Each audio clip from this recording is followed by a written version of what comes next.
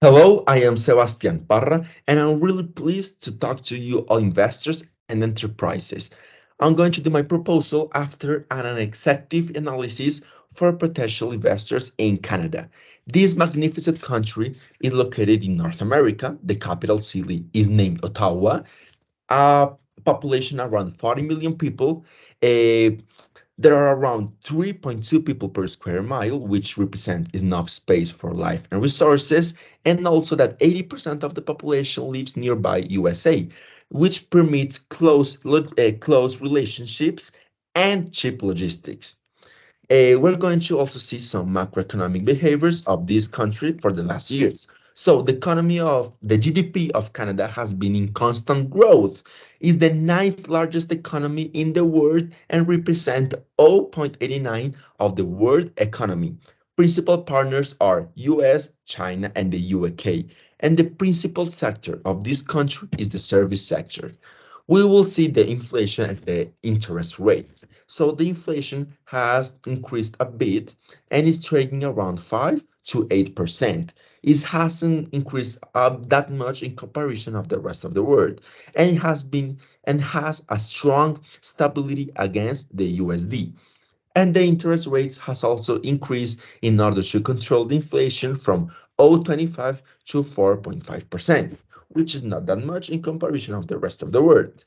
Seeing the employed and unemployed rate, we're going to see that there is a strong economic stability for Canada, which is an index in order to invest.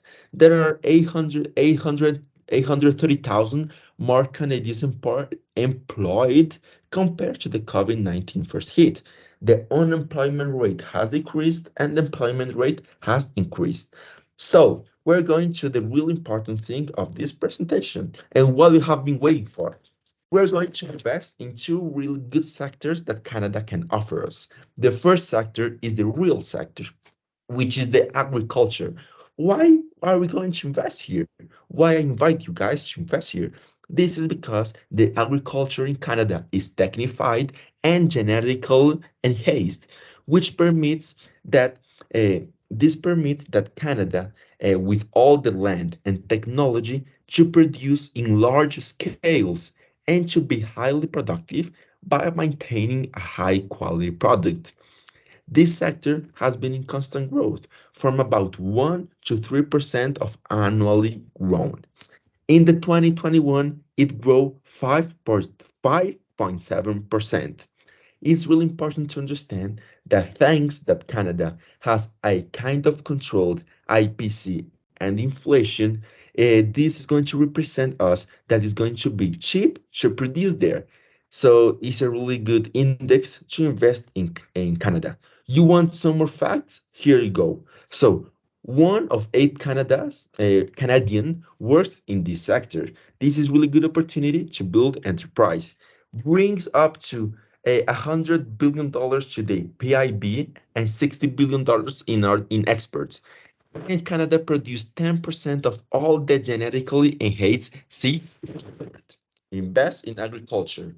And the other investment I recommend is investing in the capital sectors. Why is this? First of all, because there is a low sovereign risk. When the sovereign risk is low, it's going to increase the trust.